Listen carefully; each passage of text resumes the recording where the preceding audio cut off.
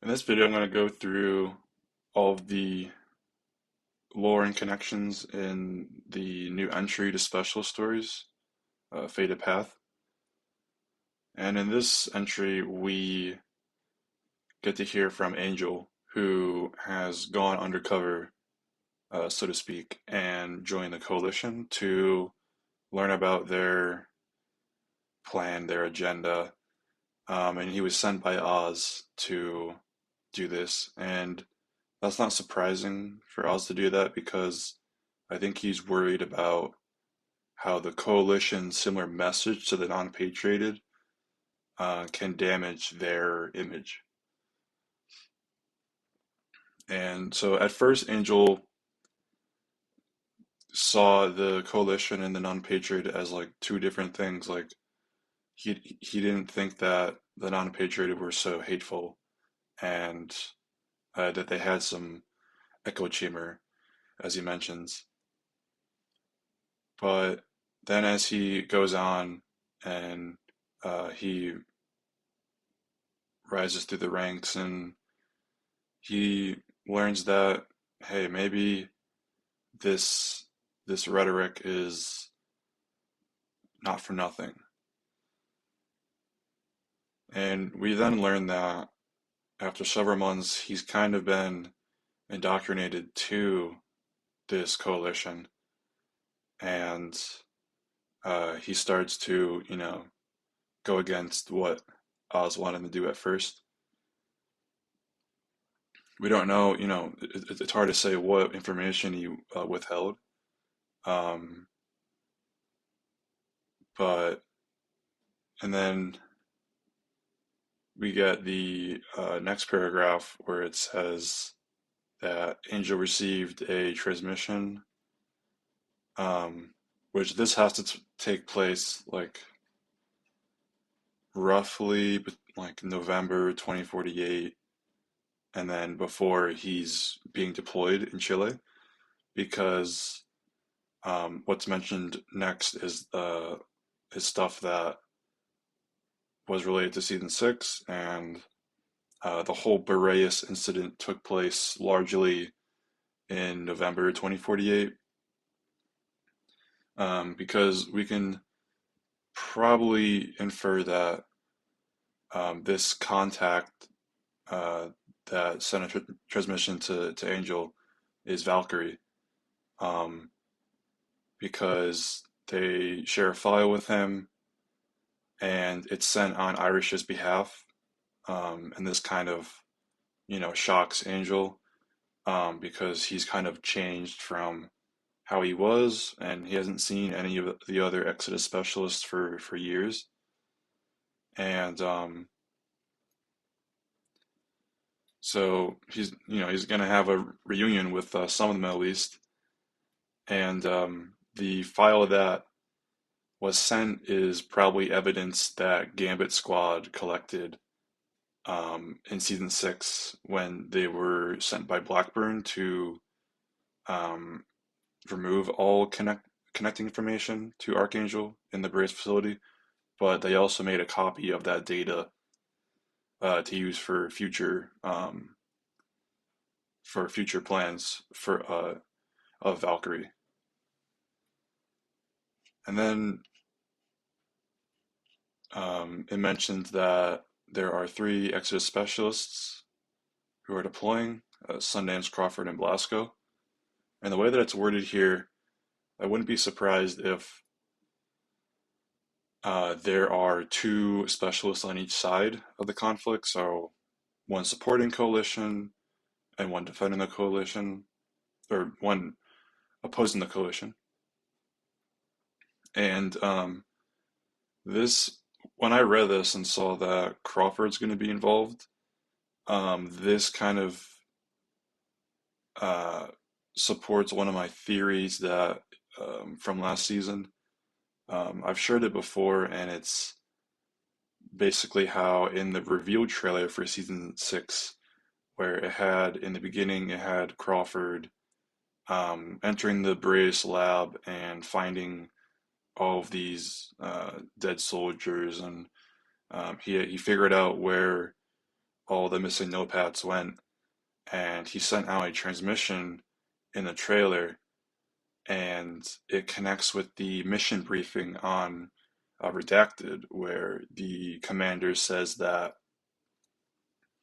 they received a transmission that alerted their entire command, and then also the next piece of information is the redacted codex entry, where it mentions that the Eastern Forces spy um, was a male. So that checks out. It's sort of difficult to tell if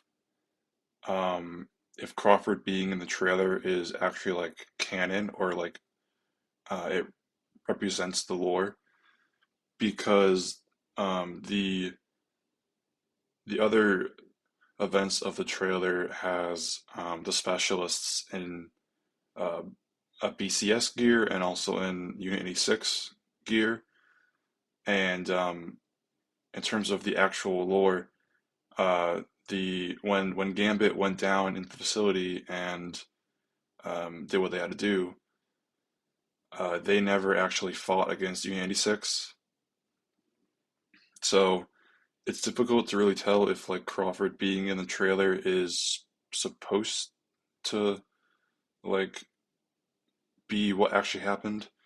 Um, but it would make sense given that Crawford is mentioned here and he could be supporting the coalition, which the coalition is said to be several nations in Greater Asia, and then also the current nations that they're trying to take over, such as Chile, and there's some in Middle East or in the Middle East that we don't know about just yet, but that's probably going to be related to the second map in season 7. And so, since Crawford could possibly be on the coalition's side, then that could mean that Sundance and Blasco are opposing the coalition. But I don't really see the specialists like staying enemies. I think they kind of have to just say like, all right, we have to handle bigger business, um, and that involves what Gambit Squad did and getting the intel.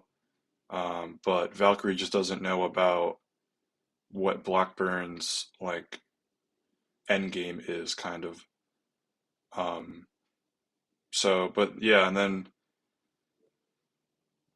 the transmission I think continues because it says find them. Iris says we can trust them. We need all your help for what's to come. So that's probably a continuation of the Valkyrie transmission from the other paragraph above. And so I don't think they're gonna stay, like on separate sides for long. They're gonna find each other during the battle, and they're going to do whatever they have to do next. We're not sure where it's going to go from there. It probably will involve the second map for season 7, like what's going to happen there. And so yeah, I mean, there's a lot of questions obviously right now because the lore is being rolled out slowly. But I still believe that Archangel has some sort of role in the coalition, and my wild theory is that the coalition is sort of they have this manufactured problem, and I think since there might be connections to Archangel from the coalition, which was mentioned in the previous web lore from Amathali Reed, where she talks about how um, there were leaked documents that kind of detailed the formation of this coalition, and I'm I think based off the word choice in there, when it says ascension, I believe that's kind of a nod to Archangel being in those leaked documents. And so that's why I say it's a manufactured problem because Archangel controls the Shearwater satellites. So them not allowing these nations that are a part of the coalition to get treatment from Shearwater is like a little backwards because Archangel might have connections to the coalition, but they're also not helping the coalition. So for basically the bottom line is I think the um, coalition's assault on several nations is because Blackburn wants the war to continue, and he needs something to escalate the war so that it can continue for however long he needs to, so that he can finish whatever he's planning to do. Um, because that all goes back to Archangel's motto: in peace, evolution; in war, ascension. It's just there's so many things that kind of connect, but it's hard to say if it's for certain just yet. Um, so yeah, this was a really fun Codex entry to go through. I also really enjoyed how the title is Fated Path, and it kind of it has fate as or it's like a personification of fate because you have some lines like fate drew the short straw for me, which drew the short straw means like that fate gave Angel a job that he doesn't particularly enjoy, maybe at like that current state in his life. And the other sentence that is like this is towards the end where it says fate providing me with the path, perhaps.